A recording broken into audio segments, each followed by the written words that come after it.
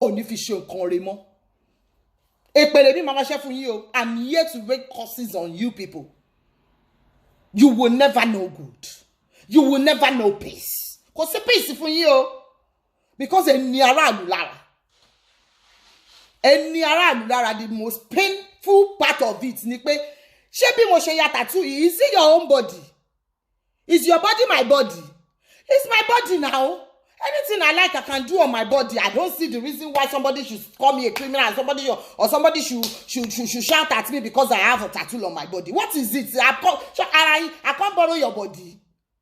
Not be my body. I carry go where they do tattoo. They put tattoo for my body. So now your body, this body now your body will, because I don't understand why people will do tattoo and you will be calling them criminal. I don't understand why people will do dread and you'll be calling them criminal for what? It's their choice. It's their choice. If I like, I dress anyhow. My dressing does not define the kind of person I am. Dressing me will define you when you're no. I'm a anything I like, I can do. It's a free world.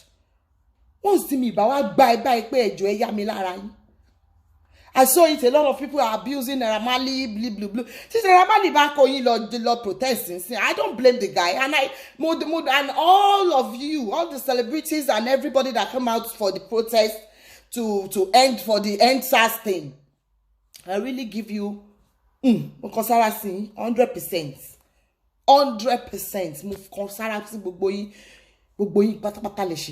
You all did well.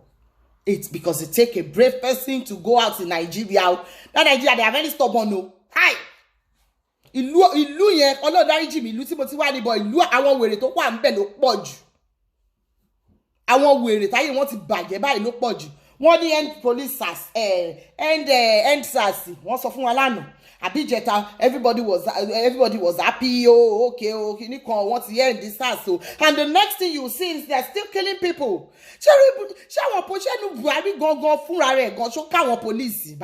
Because I don't understand. And that useless IG is there, enjoying AC and everything, doing meeting. They just want to do meeting. So come on, I want to know that thing but don't pay you. Show for me. At IG o. At speaker o. At gbogbo yin pátápátá lè máa ṣorí burúkú. Àti president wa, vice president wa, because ẹ̀yin lè pàṣẹ. Speaker náà ìwọ náà lè sọ̀rọ̀ sí. Gbàjàbí àbílà àbí kí náà pè àbí yàwó de mi tí ẹ fẹ́ mọ̀ nǹkan tẹ́ ń jẹ́. You can say something about it. The governors, yes, they are trying. Wọ́n ṣe tí wọ́n. Wọ́n ní kó lọ release àwọn ọmọ tó kó. They are doing their own. But what about our president? Bàbá yẹn tó bá tán pẹ́pẹ́ báyìí. Pẹ̀lẹ́ tó bá lọ báyìí ó máa kú ni. Wọ́n bá wàhálà anyway. Wàhálà ẹ̀ ò lè ṣèṣì wá lu òyìnbó lọ́wọ́ tó wà yìí. Tó bá wà lu òyìnbó táwọn Nigerians bá mú ẹ̀. Wọ́n á don't be silly sí ẹni ara. Ṣé o lóò stupid ni? Ṣé orí ẹ ti burú, orí ẹ ti dàrú o mọ́. Olóṣì aláyé bàjẹ́. Mi ì mọ reason tí coronavirus gun ṣe pa Buhari because mi mọ why tí coronavirus ò ṣe pa bí kó sùn kó jí kó má bí kó sùn kó má jí mọ́. Gbogbo ọlọ́pàá tó bá ti dìde ńlé báyìí tó ti wọṣọ with the intention of going out to kill, with the intention of pé mo lọ ní àwọn youths ní ara. Ẹni délé báre. Ẹni délé báre gbogbo yẹn máa kú pé. Bẹ́ẹ̀ lè ṣe máa kú. Olórí burúkú ara yín ẹ lè ṣoríire. Ẹ ṣòfò ni. Kì í sọ fẹ́ sọ kì í wọ̀ fẹ́ wọ mọ́rí gbóhùn rí ìdíjókòó ẹ̀ ní rí ìdíjókòó. Gbogbo bí tẹ́ bá ti dé báyìí mọ̀ tẹ́ ni. Aṣọ dúdú tó fìtì yín tán sì kó sí yín lọ́rùn yẹn náà fi sí yín. Ṣé ẹ lórí burúkú ni yín? Àràárọ̀ báyìí ọ̀sọ̀ọ̀sọ̀ báyìí gbogbo àwọn ọ̀rẹ́bìnrin mo ti pè mo ti sọ fún wọn. Ẹ jẹ́ á bẹ̀rẹ̀ sí ṣépè fún ẹ̀yin náà lẹ́bùrò. Ẹ lára ẹlẹ́bí lẹ́kọ̀ọ́. Èpè ńlá bíi káìjì sùn kó má jì mọ́ káyé ẹ̀ bàjẹ́ pọ̀. Bí ikú ká gbọ́ pé Buhari ṣe bọ́ ní bó ṣe pàbàṣà lẹ́gbà yẹn tó gbé gbogbo pọ́ sí ẹ̀yin abiyamọ Nàìjíríà, ẹ̀yin ìyá wa, ẹjọ́ nítorí Ọlọ́run la fi bẹ̀yìn abiyamọ agbọ̀jà gbọ̀rọ̀ abẹ̀yìn ni ẹjọ́ nítorí Ọlọ́run tẹ́ bá ẹ wo ní bá lájẹ àsìkò yìí la máa mọ̀ bóyá Nàìjíríà lájẹ o. Àsìkò la máa mọ̀ bóyá àjẹ́ wà Nàìjíríà bó ṣó wà bí gbèmèrè wà o. Ẹjọ́ nítorí Ọlọ́run bí gbogbo yín bá ti ń dé pàdé ẹjọ́ mojúbà yín ya o. Ẹjọ́ o júbà bẹ́ẹ̀ bá fọ mo kọ̀ bẹ̀yìn ni èmi ò wá bí láti wá bù yín ń bà nà wá bí láti wá bù yín gbogbo yín bá ti wá dé pàdé báyìí kẹ́ wá máa sọ fún wọn pé ẹjọ́ mo bẹ̀yìn o Ẹjọ́ Buhari ni mo mú all the wishes and the wizard, please. Once you get to your meeting, be telling them, Buhari die, Buhari die. People that is going to church too, Buhari die. Mountain of fire, die. See, Buhari die, Buhari die. Don't let's think about our future. Let us think about our future, the future of our children, the youths. Let's think about it. This is getting out of hand. This is getting too much. People dying every day. Dragging them through the mud. It's unfair. It's unfair. It's unspeakable. It's not good. I feel for them. I was sleeping on my couch. I saw the video. They sent a video to my phone. It was so painful. How can another woman being be treating another person like an animal? It's unfair. Gbogbo wa Ọlọ́run ara ni gbogbo wa kò dáa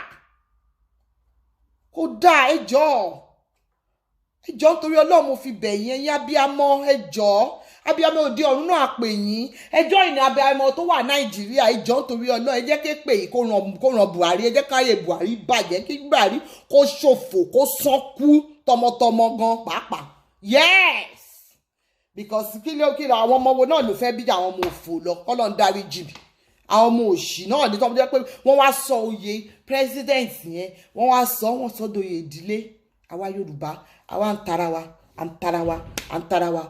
Let me tell you something. That Yoruba nation, me, I am going for it. There is no one or two ways to it. I am going for it too. If the energy they are putting into it, please, I'm doing a live video. If the energy they are putting into it is going like that, oh God, me, I'm joining Yoruba nation. Because at the end of the day, Tinubu titawa. O titamo Yoruba. Look at the Benin. They didn't wọ́n gbà fún Tinubu ní state wọn. Who do you think you are? Do you think you can go to anywhere you like and be controlling them? No, they did not. You cannot be controlling them up and down for what?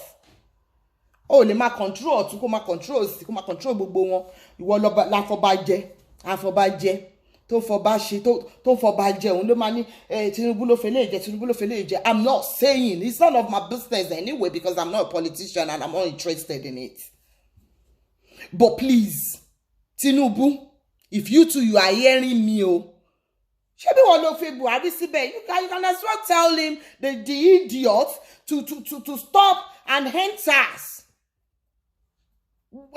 ó lè sọ fún now because wọ́n ló fi síbẹ̀. Because I don't understand. I don't know why you people cannot stop this. Because it's like you guys cannot control the police anymore. It's like you cannot control the SARS again.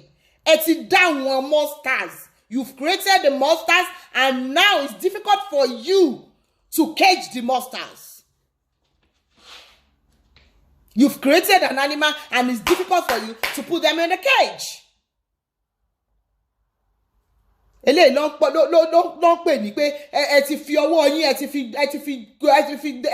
ṣe báwo ló ṣe ń pè ẹ ti fi create animal and now it's now difficult for you to put them in the cage because as sisters as an animal ni mo rí ẹranko làwọn SARS yẹn. Please, I'm begging you, stop this thing. Any SARS you see on the road, come gbé wọn kí police tiẹ̀ lọ tì wọ́n mọ́lé. Àwọn àwọn SARS no ń jalè o. Àwọn náà ń pààyàn o.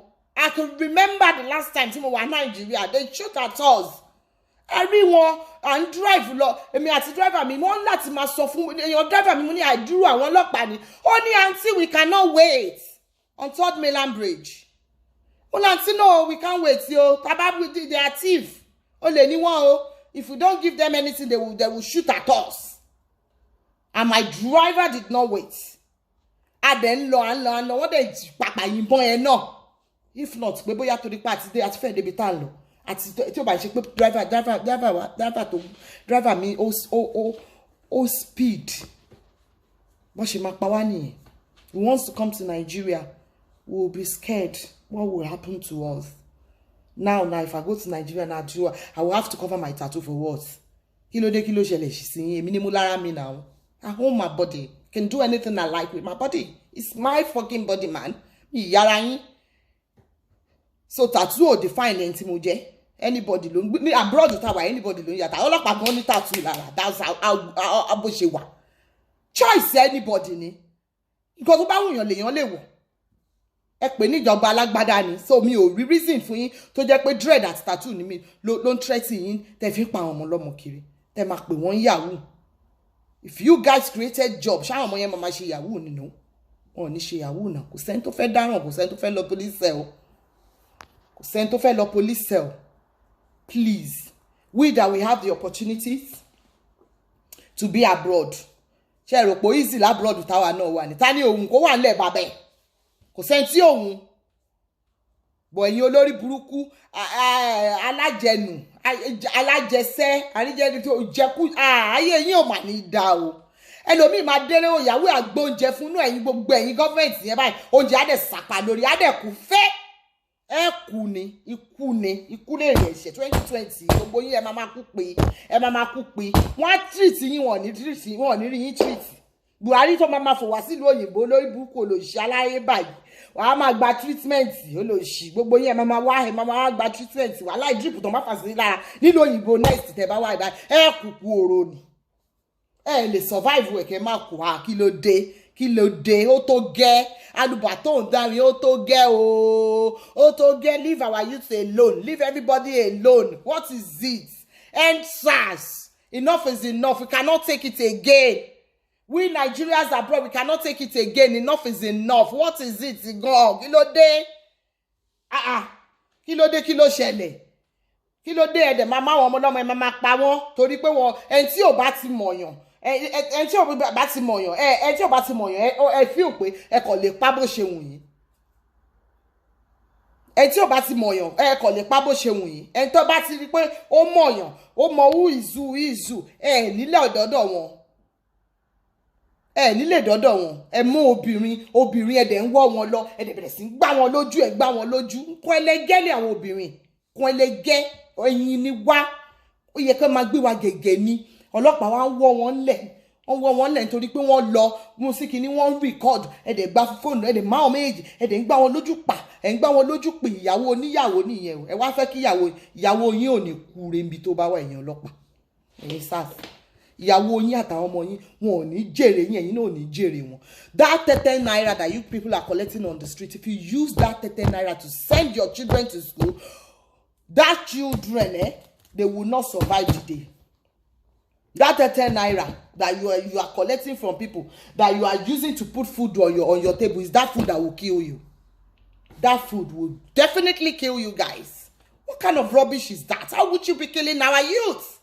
It's uncalled for. Enough is enough. We don't want that anymore. Enough is enough. Let us be. Let us be. Create jobs. Opportunities. Create it for the youth. Nigerians are talented. We are talented. We are. Give us opportunity to show it. But irọ́ ẹ ní gbọ́.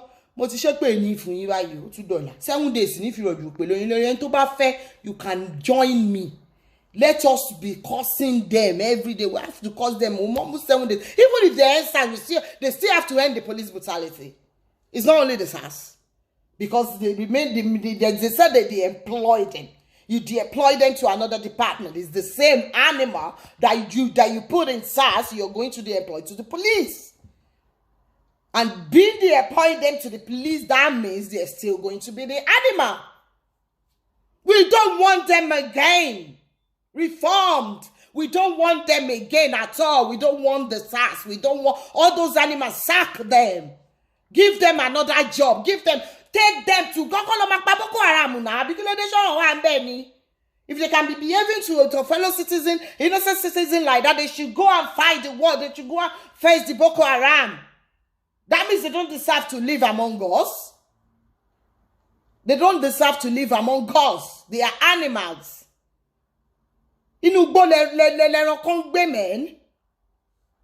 Please, Let us end this thing. I am begging you people. Ẹ ṣé mo dúpẹ́ o. Mo tún padà bọ̀ lọ́la. I'm still going to do another video. Raining curse on them. This time around, I'm going through the Bible. Because mo mọ̀ pé nínú Bible, àwọn èpè kan wà ńbẹ̀ táwo ò mọ̀. But when you go through your Bible very well, you will see there are some curses that we can rain on them. Kọ́lọ́ bàtálá pọ̀lọ́ bàtálá.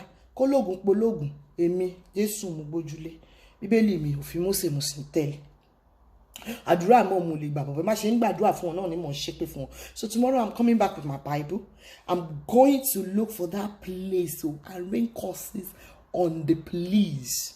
I'm going to rain curses on them every day for 7 days. If you like, you can join me. And I don't mind. I wouldn't mind. Let us do it. God will hear our cry. Kò sí nǹkan tó ṣòro ṣe fọ́lọ́run láti ṣe. If we started this thing, maybe by the time we'll finish the 7 days, maybe we'll just hear that Buhari is dead. Buhari is dead. Maybe we'll hear. Bí yàtọ̀ bá kú, ẹlòmíì tó bá fẹ́ jókòó síbi àwọ̀ pé àwọn Nàìjíríà yìí wọn gbádùn, they will not be able to maltreat us. Please, I'm begging you guys. Have a lovely day. Bye.